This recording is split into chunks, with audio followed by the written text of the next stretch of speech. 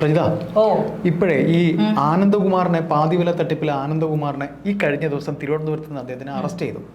ഈ സംഭവം നമ്മുടെ ഈ മാധ്യമങ്ങളിലും അല്ലാതെയും സമൂഹത്തിനിടയിൽ വന്നിട്ട് മാസം 2 കഴിഞ്ഞു.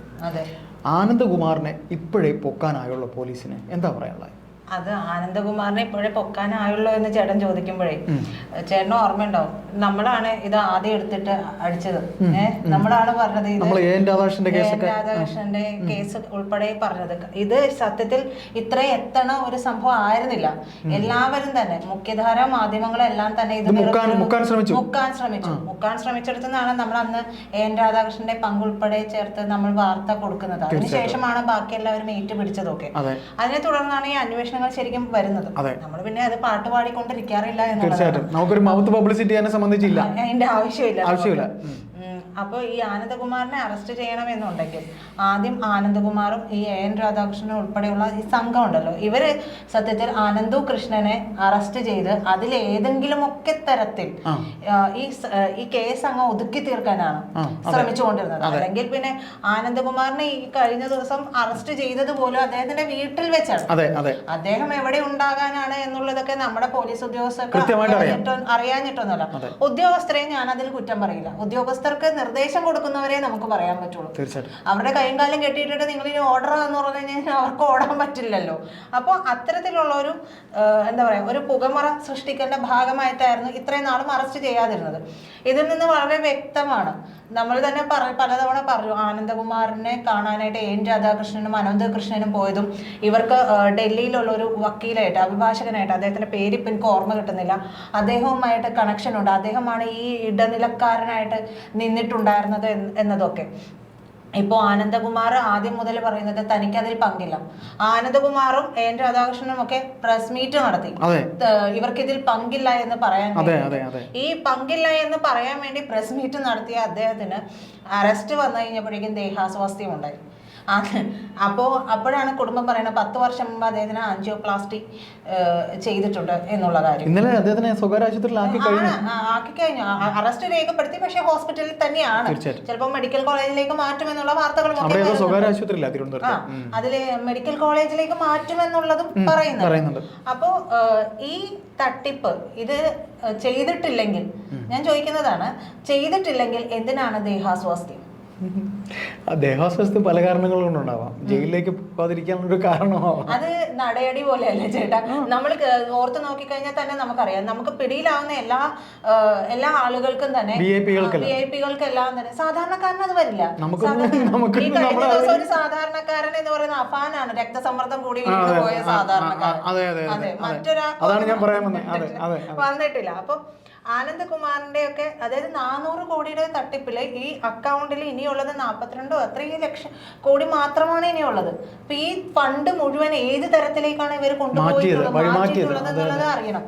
ഈ ആനന്ദകുമാറിന്റെ അറസ്റ്റ് ഇവിടെ നിൽക്കുമ്പോ തന്നെ ഞാൻ ചോദിക്കുന്ന ഒരു കാര്യം, എന്തുകൊണ്ട് എൻ രാധാകൃഷ്ണനിലേക്ക് ഈ സംഭവം പോകുന്നില്ല? ഈ കേസ് എന്തുകൊണ്ട് അദ്ദേഹത്തിലേക്ക് എത്തുന്നില്ല? അദ്ദേഹം കൂടി ഒരു ഭാഗമാക്കാൻ. തീർച്ചയായിട്ടും. അതായത് മോദിയുടെ ഫുൾ ഫിഗർ പടവും ഒക്കെ വെച്ചിട്ട്, അതായത് നമ്മുടെ പ്രധാനമന്ത്രി അറിയാതെ പ്രധാനമന്ത്രിയുടെ പടവും ജില്ലാ നേതാക്കളുടെയും സംസ്ഥാന നേതാക്കളുടെ പടവും ഒക്കെ വെച്ചിട്ട് ഇതൊരു ആഘോഷമായ പാട്ടുകുർബാന പോലെ അതെ, CSR ഫണ്ട് എന്തിനു വേണ്ടിയൊക്കെ ഉപയോഗിക്കാമെന്നുള്ളത് ഇതിനെ പുകഴ്ത്തിപ്പാടിയ നമ്മുടെ മാധ്യമ സുഹൃത്തുക്കൾ പോലും അന്വേഷിച്ച് കണ്ടെത്തിയില്ല എന്നുള്ളത്. തിരുവനന്തപുരത്ത് പ്രസ് ക്ലബിൽ പത്രസമ്മേളനത്തിന്റെ വിഷ്വലൊക്കെ നമ്മൾ കണ്ടില്ലേ? അത് അറിയാലോ.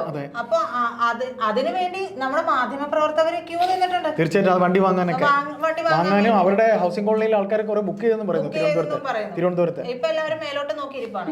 അപ്പൊ ആനന്ദകുമാറിന്റെ അറസ്റ്റ് വരുമ്പോ ചേട്ടൻ പറഞ്ഞ പോലെ ഇതിനി എന്ത് സംഭവിക്കുമെന്ന് വെച്ചാൽ, ഇതിൽ എനിക്ക് വലിയ എന്താ പറയാ, ഇത് അങ്ങനെ അങ്ങ് എന്താ പറയാ വലിയ സംഭവമായിരിക്കും, ഇത് ഇനി അങ്ങനെ നടക്കും ഇങ്ങനെ നടക്കും എന്നൊന്നും പറയാൻ ഞാൻ ആളല്ല. കാരണം നമ്മുടെ ഒരു എന്താ പറയാ, ഒരു കൊടുക്കൽ വാങ്ങലുണ്ടല്ലോ കേരള രാഷ്ട്രീയത്തിൽ, ഗിവ് ആൻഡ് ടേക്ക് ഉണ്ടല്ലോ, അതിന്റെ ഭാഗമായിട്ട് ആനന്ദകുമാർ ചിലപ്പോൾ ഇനി കുറച്ച് ദിവസം കൂടെ ഹോസ്പിറ്റലിൽ കിടക്കും.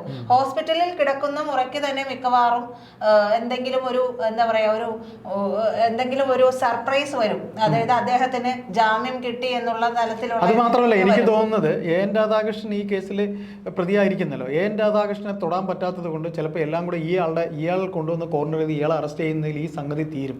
കാര്യം എൻ രാധാകൃഷ്ണനെ അറസ്റ്റ് ചെയ്താൽ അത് വേറൊരു ചിത്രം, വേറെ നയമേ. കാര്യം ഇപ്പം നമ്മൾ പറഞ്ഞ പോലെ, പ്രജിത് അല്പം മുമ്പ് പറഞ്ഞ പോലെ ഗീവ് ആൻഡ് ടേക്ക് ഉള്ളത് കൊണ്ട് ഈ ഗീവ് ആൻഡ് ടേക്കിൽ എൻ രാധാകൃഷ്ണനെ രക്ഷപ്പെടുത്താനുള്ള സംഗതികൾ നമ്മളിവിടെ പല കേസും കണ്ടല്ലോ.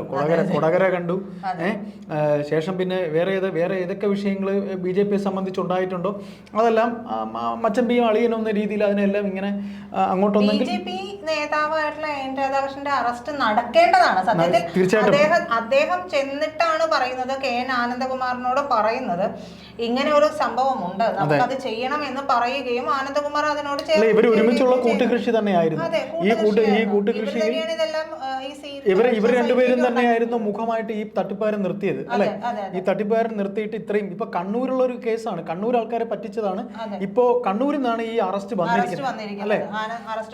കണ്ണൂർ ടൗൺ പോലീസാണ് അറസ്റ്റ് ചെയ്തിട്ടുള്ളത്. അപ്പോ അറസ്റ്റ് ചെയ്തൊക്കെ കഴിഞ്ഞ് കഴിഞ്ഞപ്പോഴാണ് ഇത്തരത്തിൽ പറയുന്നത് ആൻജിയോപ്ലാസ്റ്റി ആണ്, ദൈവമേ എന്നെ കൊണ്ടുപോകല്ലേ എന്ന് പറഞ്ഞ വീട്ടുകാരൊക്കെ പറഞ്ഞിട്ടുള്ളത്. എന്തായാലും ആനന്ദകുമാറിനെ അറസ്റ്റ് ചെയ്തുകൊണ്ട് നമ്മുടെ എന്താ പറയാ, കേരളത്തിൽ വലിയൊരു സംഭവം ഉണ്ടാകും എന്നൊന്നും പറയാൻ പറ്റില്ല. പക്ഷേ അറസ്റ്റ് ചെയ്യപ്പെടേണ്ട, ഇതിന്റെ മുൻനിരയിലേക്ക് തന്നെ വരേണ്ട ഒരു വ്യക്തിത്വം എന്ന് പറയുന്നത് ഞാൻ പറയുന്നത് എൻ രാധാകൃഷ്ണൻ തന്നെയാണ്. കാരണം അദ്ദേഹത്തിന് പങ്കുണ്ടെങ്കിൽ അദ്ദേഹം വെറുതെ ഒരു പ്രസ് മീറ്റ് നടത്തി കരഞ്ഞു മെഴുകിയിട്ടൊന്നും കാര്യമില്ല. ഇല്ല എന്നുള്ളത് മാത്രമല്ല, അത് സ്ഥാപിക്കേണ്ടത് അദ്ദേഹം ഒരു പൊളിറ്റീഷ്യൻ എന്ന നിലയിൽ അദ്ദേഹം അത് സ്ഥാപിക്കേണ്ടത് കൂടിയാണ്. അത് ഞാൻ ചെയ്തിട്ടില്ല. അതെ. അല്ല, എനിക്കൊരു ചോദ്യം ചോദിക്കാനുള്ളത്, ഈ പറയുന്ന പോലെ ഈ എൻ രാധാകൃഷ്ണൻ ഒരു ചോദ്യം ചെയ്യലെങ്കിലും പോലീസ് ഇതുവരെ ചെയ്തിട്ടുണ്ടോ? അതിലേക്ക് വരില്ല. അതാ ഞാൻ പറഞ്ഞത്, ഈ കേവലം ഒരു ചോദ്യം ചെയ്യലെങ്കിലും നടത്തേണ്ടത് ഇതിന്റെ പിന്നിൽ ആവശ്യമാണ്. കാര്യം നിങ്ങൾ അറസ്റ്റ് രേഖപ്പെടുത്തുകയോ മറ്റു കാര്യങ്ങളോ പിന്നെ ഈ കേരള ജനതയെ നിങ്ങൾ അത് കാണിക്കുന്നത് പിന്നെ, പക്ഷെ ഇദ്ദേഹത്തിനെ ഒന്ന് ചോദ്യം ചെയ്യാൻ പോലും ഇതുവരെ കേരള പോലീസ് മുതിർന്നിട്ടില്ല എന്ന് പറയുമ്പോൾ വ്യക്തമായ രാഷ്ട്രീയം ഇതിനകത്ത് കളിക്കുന്നുണ്ട്, കൃത്യമായിട്ടുണ്ട്. അതായത് ഇവിടുത്തെ BJP ഹൈജാക്ക് ചെയ്ത് KJP കളിച്ചുകൊണ്ടിരിക്കുന്ന ഒരു കാലഘട്ടമായത്. അതുകൊണ്ട് തന്നെ ആ KJP പക്ഷത്തുള്ള ഒരാൾ കൂടിയാണ് എൻ രാധാകൃഷ്ണൻ എന്ന് പറയുന്നത്. പിന്നെ ചേട്ടൻ പറഞ്ഞതുപോലെ ആനന്ദകുമാറിൽ ഇത് ഒതുങ്ങുമെന്ന് വെച്ചാൽ ആനന്ദകുമാറിലല്ല, ഇത് സത്യത്തിൽ എല്ലാം കൂടെ അനന്തകൃഷ്ണന്റെ തലയിലിരിക്കും. ഈ ലാലി വിൻസെന്റിന് ജാമ്യം കിട്ടിയോ? അവർക്ക് ജാമ്യം കിട്ടിയെന്നാണ്. അപ്പൊ ലാലി വിൻസെന്റിനെയൊക്കെ അറസ്റ്റ് ചെയ്യാനായിട്ട് ഇവർക്ക് പറ്റിയിട്ടുണ്ട്. പക്ഷെ അത് വേറെയാണ്, അത് ഇത് BJP ആണ് ചേട്ടാ. BJPയിൽ പെട്ട ഒരു നേതാവിനെ അറസ്റ്റ് ചെയ്ത്, അങ്ങനെയാണെങ്കിൽ ചേട്ടൻ പറഞ്ഞതുപോലെ കൊടകരയൊക്കെ എന്താണ് അന്വേഷണം മര്യാദക്ക് പോകാത്തതിന്റെ ഒരു പ്രധാനപ്പെട്ട കാരണം എന്താണ്? കൊടകരയൊന്നും പോയിട്ടില്ല. അതിനകത്ത് വന്നിരിക്കുന്ന അന്വേഷണത്തിന്റെ ED അന്വേഷണത്തിന്റെ റിപ്പോർട്ടൊക്കെ വായിച്ചായിരുന്നു. അതൊക്കെ വായിച്ചാൽ തന്നെ അതൊക്കെയാണ് ഇപ്പൊ കോൺഗ്രസ് തിരിച്ച് ചോദിച്ചോണ്ടിരിക്കുന്നത്. അപ്പോ ഈ ഞാൻ പറയുന്നത്, ഈ ആനന്ദകുമാറിനെ അറസ്റ്റ് ചെയ്തത് കൊണ്ട് ഇവിടെ ഒരു വലിയ നമുക്കങ്ങനെ വലുതായിട്ടൊന്നും വലിയൊരു ബോംബ് പൊട്ടുമെന്നോ അല്ലെങ്കിൽ അദ്ദേഹത്തിന്റെ വായിൽ നിന്ന് ഇപ്പൊ തന്നെ അടുത്തത് എൻ രാധാകൃഷ്ണൻ അങ്ങനെ അറസ്റ്റിലേക്ക് എന്നൊന്നും പറഞ്ഞ് നമുക്ക് പറയാൻ പറ്റില്ല. കാരണം ഈ കൊടുക്കൽ വാങ്ങലിന്റെ ഭാഗമായിട്ട് തന്നെയാണ് ഇതൊരു പുകമറയാണ്. ഞാൻ പറയുന്നത് ഇത് അനന്തകൃഷ്ണനിൽ തന്നെ എത്തിച്ചേരുകയും അല്ലെങ്കിൽ വേറെ ആരെങ്കിലും കൂടി ഇതിലേക്ക് കണക്ട് ചെയ്തുകൊണ്ട് ആനന്ദകുമാർ പുറത്തിറങ്ങും ചേട്ടാ. ഹോൾഡൊക്കെ അയാൾക്കും ഉണ്ട്. അപ്പോ ആനന്ദകുമാർ ഇത്രയും നാള് പോലീസിന്റെ മൂക്കിന് താഴെ ഉണ്ടായിട്ട് അദ്ദേഹത്തിനെ അറസ്റ്റ് ചെയ്യാൻ പറ്റില്ല. ഈ കഴിഞ്ഞ ദിവസം പോയി അദ്ദേഹം അവിടെ ഉണ്ട് എന്ന് മനസ്സിലാക്കി അങ്ങ് ചെല്ലുന്നു, അറസ്റ്റ് ചെയ്യുന്നു. ഇതൊക്കെ ഒരു നാടകമാണെന്ന് മനസ്സിലാക്കാൻ നമ്മുടെ കേരളത്തിലല്ലേ ഇത്രയും നാളും ജീവിച്ചത്. തെളിവ് കിട്ടിക്കഴിഞ്ഞു, വ്യക്തമായ അത് പോലീസിന്റെ പോലും പ്രശ്നമല്ല. പോലീസിന് കൃത്യമായ നിർദ്ദേശം കിട്ടുന്നത് കൊണ്ടാണ്. അതായത് ഇതിനപ്പുറത്തേക്ക് ഇത് പോകണ്ട.